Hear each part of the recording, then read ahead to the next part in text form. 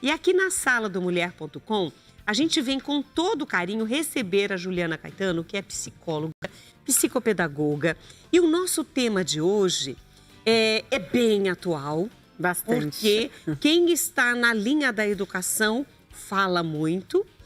Pais também estão recebendo diagnósticos e estão tentando entender como ajudar seus filhos. Sim. E nós da comunicação temos a nossa obrigação de deixar claro, expressar e mostrar tudo isso. Então, você é muito bem-vinda. Obrigada, Rita, pela oportunidade. E, de fato, é importante esse espaço que a televisão e que vocês estão proporcionando às famílias, porque cada vez mais, né, a gente trazendo autoconhecimento, a gente vai colaborando para esse processo de educação e ajudando essas crianças que têm dificuldade, né? Agora, parecem outras coisas, né?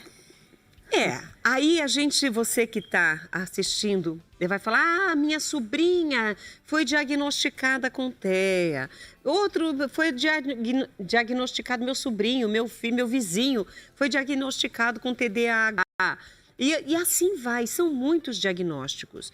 E muitas vezes, e ela como profissional da área já há tanto tempo, vai poder nos dizer que muitas vezes esses diagnósticos, por terem semelhanças nos sinais, podem não estar totalmente corretos.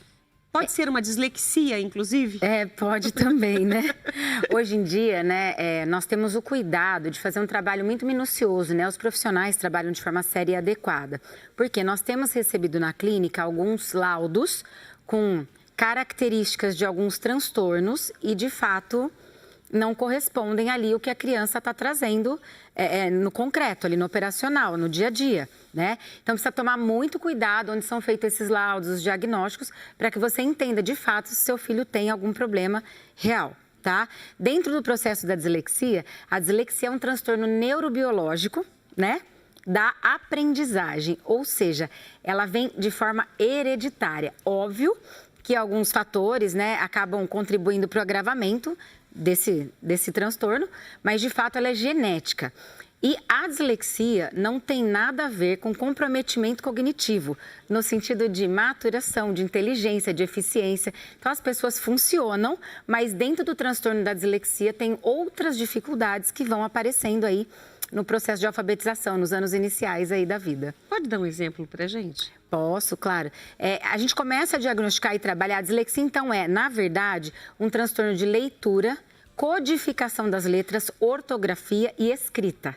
Então, a criança ouve de uma forma, ela não processa como nós, típicos, né, processamos, e ela não consegue elaborar que a letra A seja o A. Então, até o traçado, que é um registro, né? Nós entendemos que o A sobe, desce e faz um traço, e é uma figura, ok? Que a gente aprendeu que tem o significado do A. Mas se eu tivesse aprendido que o B fosse assim também, então ela não consegue codificar, colocar o som do A na simbologia do A.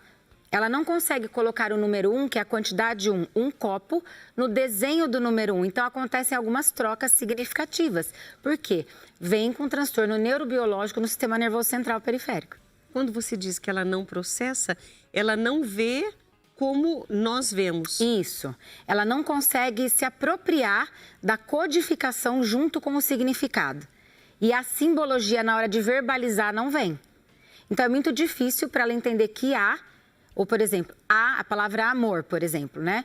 Quando eles vão escrever amor, se você soletrar, alguns que já estão bem trabalhados conseguem fazer a codificação, que a gente já está trabalhando. Mas os que a gente está começando ainda a laudar, observar, eles escrevem de forma trocada. Porque eles não conseguem olhar, como se embaralhassem as letras. Fica uma linguagem, é como se você estivesse escrevendo em japonês, vai. Alguns sabem, é muito difícil. Mas é como se você olhasse o japonês, o mandarim, e olhasse aquilo e não conseguisse dar significado a um traçado, a letra. E aí, na hora de eu escrever, aquilo embaralha no meu cérebro e eu não consigo codificar. Então, é muito difícil, eles sofrem muito. Então, não é uma questão de inteligência, mas vai, com certeza, atrapalhar o aprendizado. Com Vai certeza. dificultar, na verdade, que essa criança aprenda adequadamente como os outros pares da classe. Sim, e como que nós percebemos isso, né? Nos anos iniciais. Antigamente, a gente alfabetizava com 6, 7 anos de idade. Agora, as escolas estão alfabetizando muito mais cedo, o que não é o adequado. Mas, enfim, dentro do processo de alfabetização, se todas as crianças da sala e fecharem ali perto dos 7 anos a alfabetização e teu filho, você está falando a letrinha, está falando uma palavra, ele não consegue apontar, não consegue soletrar, não faz silabação, né, que é o ba, bebe, babu, ele não consegue fazer essa junção, a gente já começa a observar diferente. A dislexia também traz o não reconhecimento de formas. Então, isso é um vaso, por exemplo, né, e ele olha, ele não consegue codificar a figura, as imagens e cores também, eles têm dificuldade de associar aqui o verde, né, ao verde. É muito interessante, porque hoje é fácil dizer para você, olha, aqui tem um cenário com plantas verdes, né? Mas você aprendeu que isso era verde. Se a gente aprendesse que isso aqui era branco, a gente faz a codificação. Eles não fazem essa transposição. Eles não conseguem fixar que o verde é este tom. Então, eles têm essa dificuldade. Então, é feita essa troca, o que acarreta muitas questões aí na aprendizagem. Aí eu tô vendo que são muitas características e sinais. Você citou algumas delas. Aqui está marcado erros de ortografia persistentes. Nessas dificuldades de fazer a junção de vogais, consoantes, aquilo forma uma sílaba, que forma uma letra, que depois vai formar palavras e vão formar frases e etc. Quer dizer, isso é um aprendizado constante. E leva aí tudo isso para a vida adulta? Leva. Há uma troca comum que a gente tem até os 9 anos de idade, alguns, né? Não é comum até os 9 anos, mas a gente vê, às vezes, até os 9 anos, que é o P e o B, o D e o T, né? O F e o V. Então, ao invés de escrever faca, se ele já tem até bem apropriado, ele pode escrever vaca, ao invés de faca. Ele faz a troca fonética. Mas eu preciso observar se não é só também uma troca fonética, né? O P e o B é comum trocar dado, tatu. Eles fazem essa troca, mas eu preciso só observar se não é uma troca convencional na leitura, que ela procede, ou se de fato eu não consigo elaborar que F é uma letra codificada e o V é outra letra codificada. E outras questões também que eu trago para os pais, que já apareceu para a gente, é quando tem um funcionamento cultural diferente, então não tenho tanto acesso à leitura, eu tenho uma questão mais delicada de educação, e os pais têm alguns erros na grafia, ou na ortografia, ou na fala. Então, por exemplo, a criança está em processo de escrita e aprende a escrever blusa, e a mãe, o pai, ou então o entorno dela traz isso brusa, e é feita uma troca cultural. Não é dislexia, não tem nada a ver. Então, são muitos os fatores. Mas é a convivência no ambiente. E já chegou criança apresentando dislexia, não era a parte cultural, o entorno, o meio ambiente que ela vivia. Então, precisa ver, a dislexia é grave e é um transtorno mesmo, eles não conseguem fazer associação de codificação. Então, a gente percebe na escrita. Tem muita dificuldade na produção de texto, na expressão verbal. Então, estávamos conversando aqui um pouquinho de algumas questões. Então, quando eu preciso localizar um objeto, eu localizo um objeto, uma chave em cima de um armário. Ele vai falar, tá lá na sala. Às vezes ele nem consegue fazer a referência que está no armário da sala e sinalizar qual armário é. Pega aquele objeto para mim na sala, ele sabe do objeto, ele vê o objeto, mas ele não consegue localizar pontualmente o objeto. Porque há uma impressão que a criança disléxica não é inteligente. E o cérebro do disléxico, ele é até mais veloz que alguns comuns dentro do típico, né?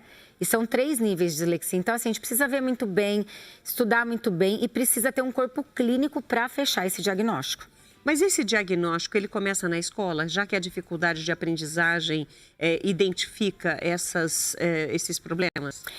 Sinais? Isso. Dificilmente a gente vê isso em casa, a mãe detectar ou identificar. A não ser as mães têm um pouco mais de tempo e já fazem leitura de livrinho infantil ou tem uma colocação.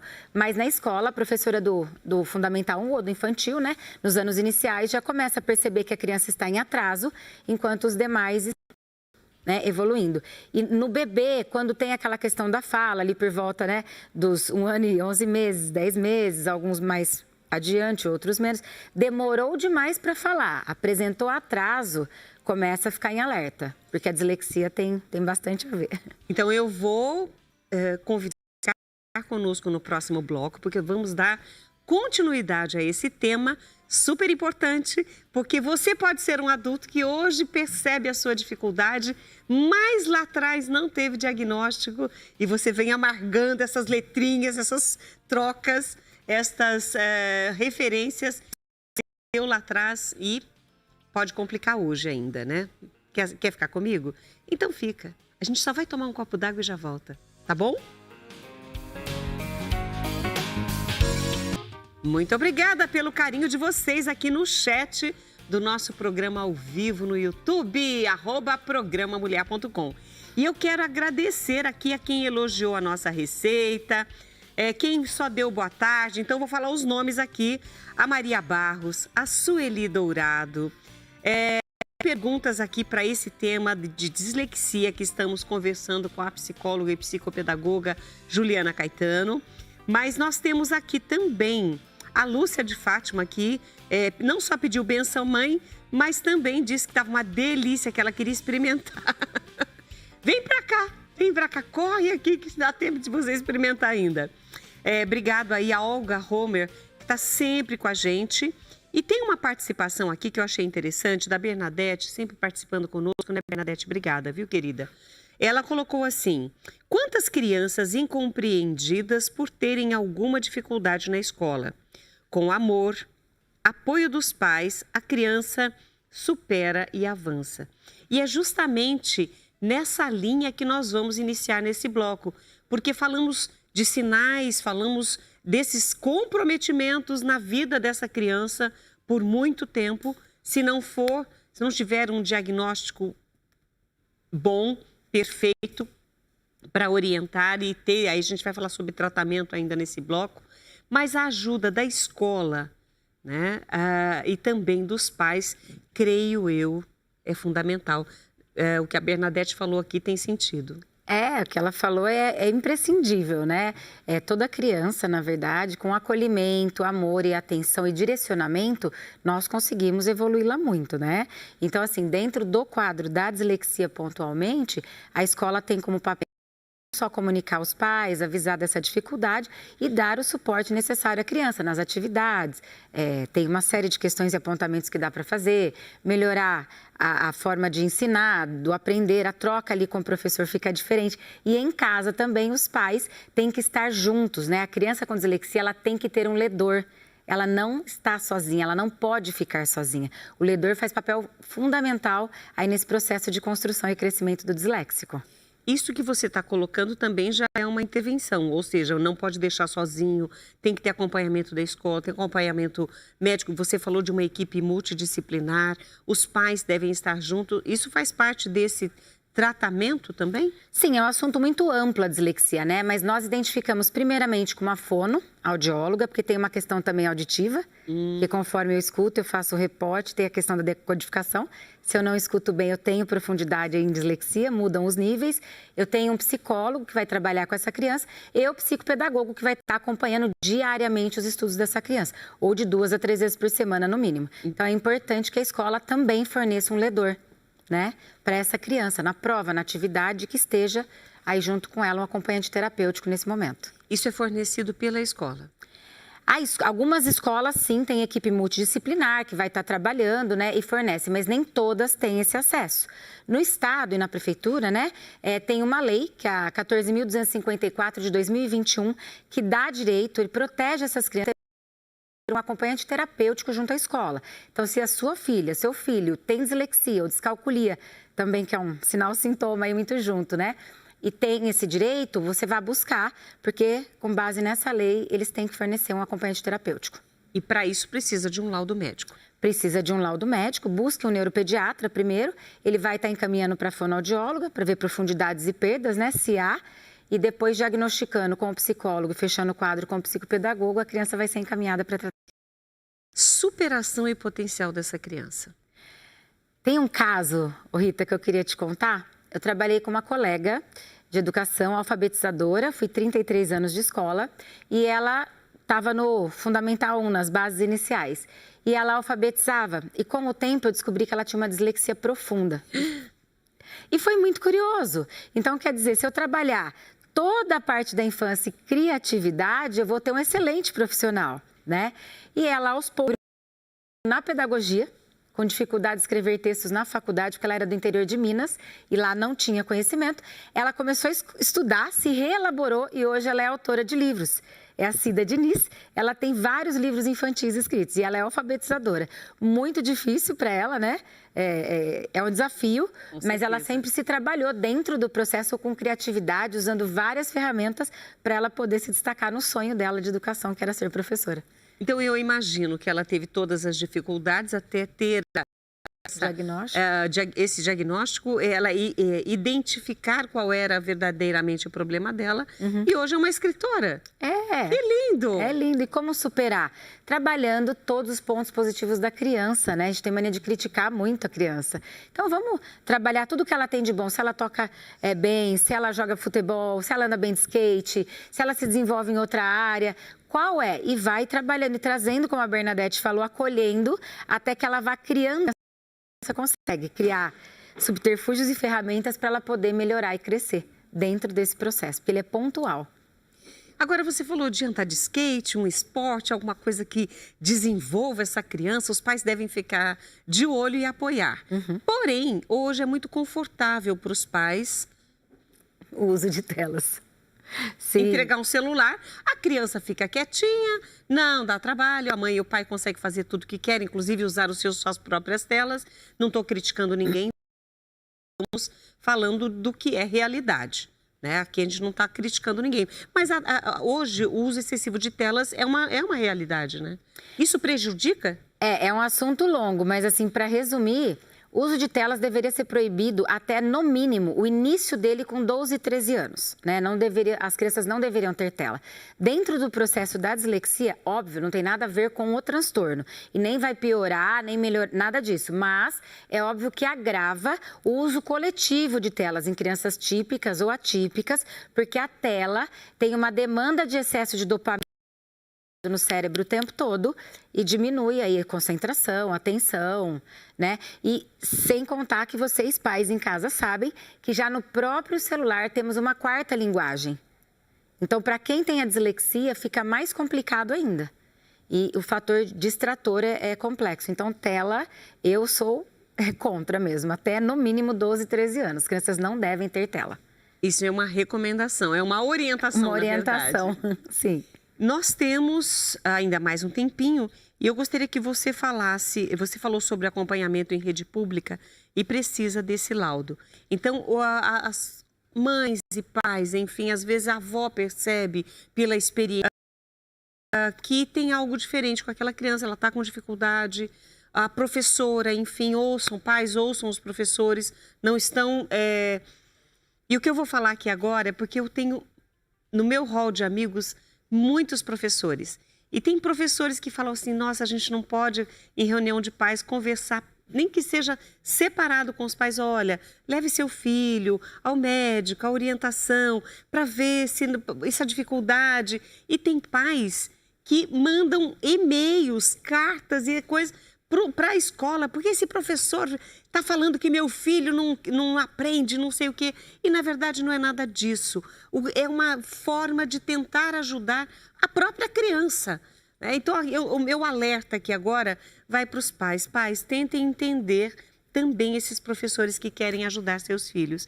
Porque é lá na escola, junto com outras crianças, com resultados que têm que acontecer de maneira igual ao programado, que os professores começam a perceber isso, não é isso? Eu costumo dizer o seguinte, confiem nos professores. Os professores ficam com os seus filhos de 6 a 7 horas por dia. Nós não temos qualidade de ficar com os nossos filhos, às vezes 15 minutos. O professor do infantil, ele é a base da vida de uma criança. E ele, com certeza, se te sinalizar, ele está com um olhar atento para ela. Vale a pena investigar. Até porque, se nada tiver, melhor ainda. Então, nós tiramos da frente alguns obstáculos. Mas se um professor sinalizar, confia. O professor sabe o que está fazendo. O olhar dele é clínico. Clínico, pontual e experiencial, né? Nós estamos ali o tempo todo. Então, conhecendo a criança, sabendo que está vendo alguma situação, ela vai sinalizar a família. E aí, no caso do professor sinalizando, essa família deve buscar primeiro Isso, ela busca o neuropediatra, ele vai ver a idade de maturação, como está a questão neurológica, né? Ele vai fazer algumas sondagens e se houver um início de dúvida ou alguma dificuldade, ele já encaminha para a fono, que logo vai para psicopedagogo e fecha com o psicólogo para fazer um trabalho conjunto. Porque a dislexia, embora seja um transtorno do neurodesenvolvimento, ela tem questões sociais, de elaboração de texto, de comunicação, aí futuramente de ir a uma festinha, pedir alguma coisa, na adolescência de arrumar uma relação social, um namoradinho, ou quando eu vou mais adiante na faculdade, como que eu me relaciono? Então, há uma dificuldade de elaborar. Então, eles precisam ser trabalhados o mais rápido possível, quanto antes. E para a gente fechar, pensando nas muitas famílias que têm seus filhos na rede pública, é o mesmo caminho, tanto para particular quanto para a rede pública, buscar um laudo com o profissional correto, tem os seus direitos. Você falou que tem leis para isso, que protege essa criança. Sim, a gente pede para ir buscar, a demanda é maior e demora um pouco mais, né? Quem tem acesso ao particular acaba indo em um caminho um pouco mais rápido. Mas se você não tiver, ou tiver dúvida, ou tiver, assim, com alguma questão, busque a Lei 14.254 de 2021 nas diretorias do seu bairro, Delegacia de Ensino, Diretoria de Ensino. Eles vão te orientar, busque um médico, né? Marque uma avaliação para você começar esse processo. Então, é interessante que todos tenham acesso. E aí sim é preservado o direito ao acompanhante terapêutico. Gostaria de acrescentar algo que talvez não tenhamos falado e você gostaria de deixar como alerta ou como orientação para os pais? Gostaria. Eu gostaria de dizer para vocês que estar presente não é fazer presença. São coisas bastante diferentes. Então, façam presença na vida das crianças, porque só estar presente não adianta. Olhem mais para os seus filhos, eles precisam de vocês. Não dá para a gente ficar ao lado de uma criança, na tela de um celular, desligado, até porque eles percebem. E o que nós estamos querendo passar. Então, olhem mais para as crianças, elas precisam do que a Bernadette falou, de colo, acolhimento e ajuda.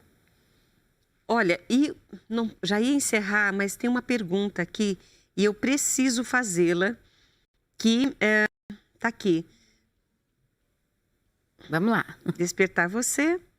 Ela colocou aqui como identificar os primeiros sintomas de dislexia na criança. A gente falou um pouquinho no início, vou retomar. Então, assim, a dificuldade de silabação, da alfabetização e da identificação de imagens comuns, figuras, objetos, cores, formas, numeração e de fazer o código mesmo, de transpor esse código, né?